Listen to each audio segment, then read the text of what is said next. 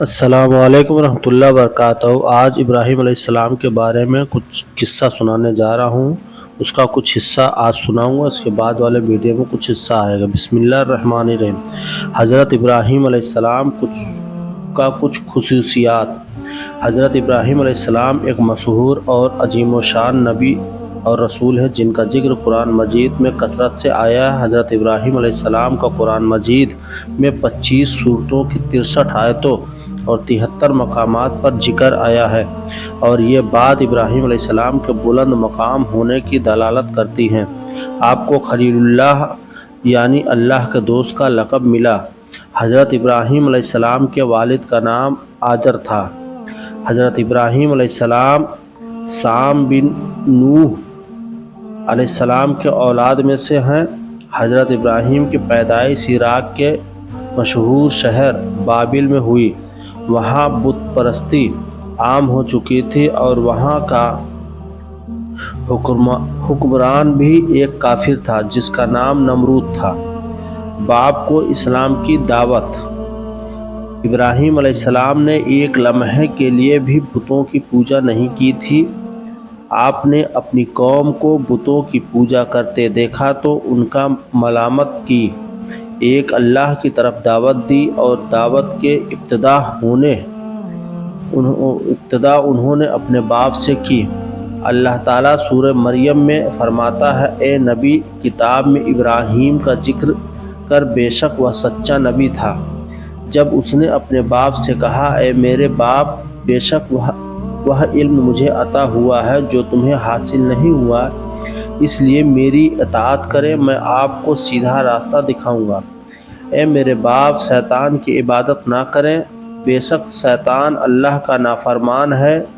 مگر افسوس، آزر پر ابراہیم علیہ السلام کی نصیحتوں کا کوئی اثر نہ ہوا، اور اپنے بیٹے حضرت ابراہیم علیہ السلام سے کہنے لگے، اگر تو بتوں کی برائی کرنے سے باز نہ آئے گا تو میں تجھ کو پتھر مار کر ہلاک کر دوں گا۔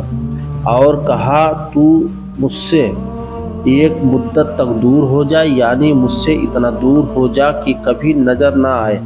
ابراہیم علیہ السلام نے اپنے باپ سے نرمی اور مہربانی کرتے ہوئے کہا، آپ پر سلامتی ہو، میں اپنے رب سے آپ کے لیے بخشش طلب کرتا رہوں گا۔ لیکن بعد میں ان پر واضح ہو گیا کہ وہ تو اللہ کا دشمن ہے، تو ابراہیم علیہ السلام نے اس سے بے تعلق ہو گئے۔ جب ابراہیم علیہ السلام نے اپنے قوم کو توحید کی دعوت دی، اس وقت آپ نوجوان تھے، تب آپ کی عمر 16 سال تھی۔ آپ ان کے بت پرستی والے عمل سے بہت دکھی تھے اور ان کے بتوں کو توڑ دینے کی دھمکی دیتے تھے۔ ابراہیم علیہ السلام کا بتوں کو توڑنا۔ حضرت ابراہیم علیہ السلام اپنی قوم کو ان کے بتوں کو توڑنے کی اعلانیہ دھمکی دیا کرتے تھے۔ آخر کار عید کا دن آ گیا۔ اس دن لوگ نئے پکوان پکاتے اور اپنے بتوں کے سامنے رکھا کرتے تھے، پھر شہر کے باہر کھلے میدان میں جمع ہوتے، کھیلتے کودتے اور خوشیاں مناتے، اور شام کو جب گھر آتے تو اپنے بتوں کے پاس رکھے کھانے کو تبرک سمجھ کر کھا جاتے۔ آپ نے اپنے معمول کے مطابق عید کی تیاری کر لی۔ ابراہیم علیہ السلام کو ساتھ چلنے کو کہا۔ ابراہیم علیہ السلام آسمان کی طرف اشارہ کر کے کہا، میں بیمار ہوں۔ چنانچہ وہ لوگ حضرت ابراہیم علیہ السلام کو چھوڑ کر چلے گئے۔ حضرت ابراہیم علیہ السلام ان بتوں کے پاس گئے، دیکھا کہ ان کے سامنے کھانا پڑا ہے۔ سب کے کھانا لانے کی وجہ سے وہاں کھانا بہت زیادہ تھا۔ پھر ابراہیم علیہ السلام نے ان بتوں سے مخاطب ہو کر کہا کہ اتنا سارا کھانا پڑا ہے، تم اس کو کھاتے کیوں نہیں؟ تمہیں کیا ہو گیا ہے کہ تم بات نہیں کرتے؟ پھر ایک حضرت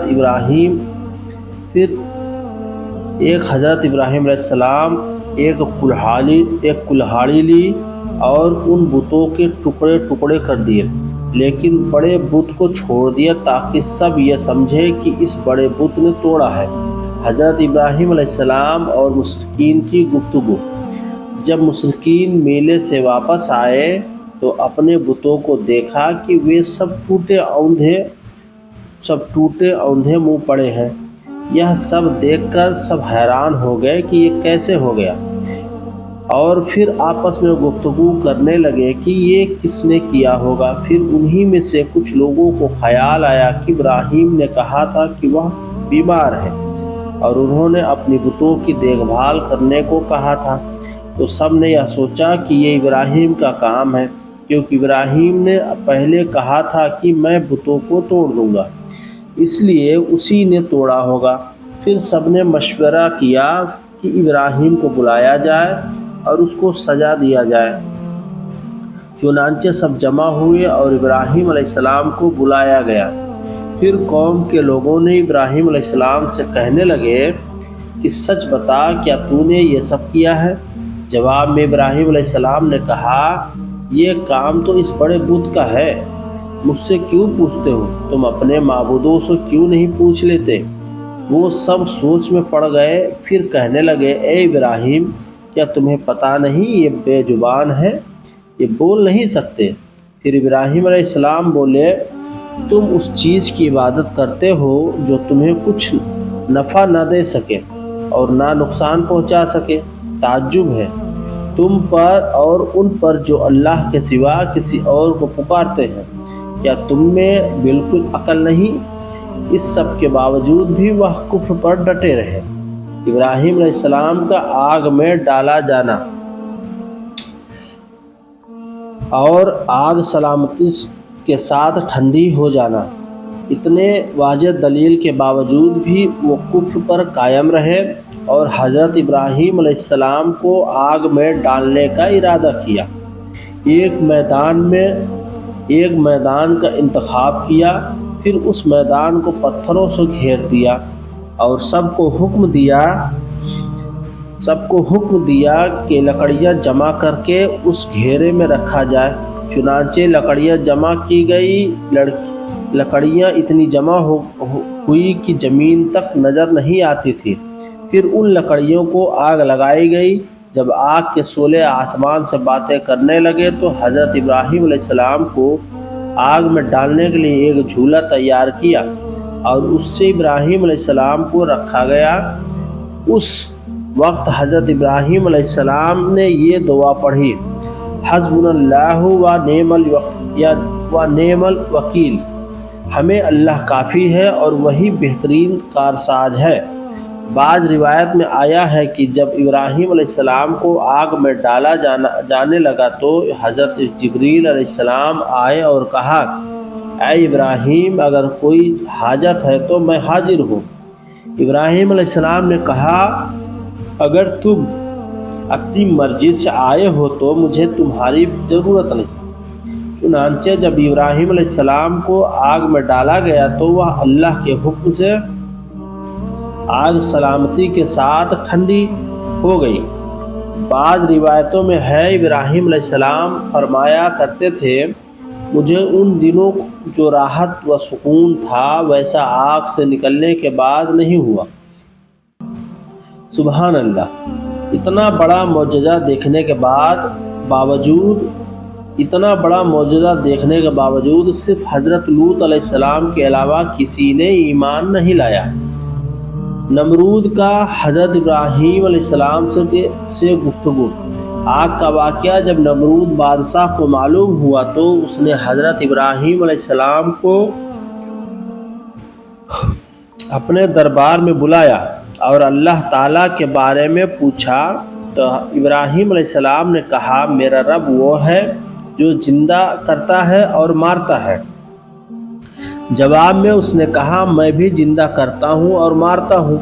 چنانچہ اس نے حکم دیا کہ جیل سے دو آدمیوں کو لایا جائے اور دونوں کو سزائے موت کا فرمان تھا۔ نمرود نے ان میں سے ایک کو موت کا حکم دیا اور ایک کو رہا کر دیا۔ اس سے اس نے یہ ثابت کرنا چاہا کہ وہ بھی زندہ کر سکتا ہے اور مار سکتا ہے۔ اس پر حضرت ابراہیم علیہ السلام نے فرمایا بے شک اللہ سورج کو مشرق سے لاتا ہے اور تو اس کو مغرب سے لے آ۔ اس پر کافر بادشاہ حیران رہ گیا اور اس کا سر جھک گیا۔ اس پر اسے فوراً عبرت حاصل کرنی چاہیے تھی، لیکن اس نے حضرت ابراہیم علیہ السلام کو شہر چھوڑ کر جانے کو کہا۔ پھر حضرت ابراہیم علیہ السلام شہر بابل سے ہجرت کر کے ملک شام کے حران نامی بستی میں مقیم ہوئے اور وہاں ان کے چاچا تھے، اور اپنے چاچا حران کی بیٹی حضرت سارہ سے نکاح کر لیا اور وہیں رہنے لگے۔ اور اب اس کے آگے کا قصہ اگلی ویڈیو میں، اس کے لیے چینل کو سبسکرائب کر لیں تاکہ جب میں ویڈیو ڈالوں تو آپ تک پہنچ جائے۔ شکریہ اور ڈھیر سارا اپنا خیال رکھیے گا اور ہمیں دعاؤں میں یاد رکھیے گا۔ شکریہ، جزاک اللہ خیر۔ وآخر الدعوانا والحمدللہ رب العالمین۔ السلام علیکم ورحمۃ اللہ۔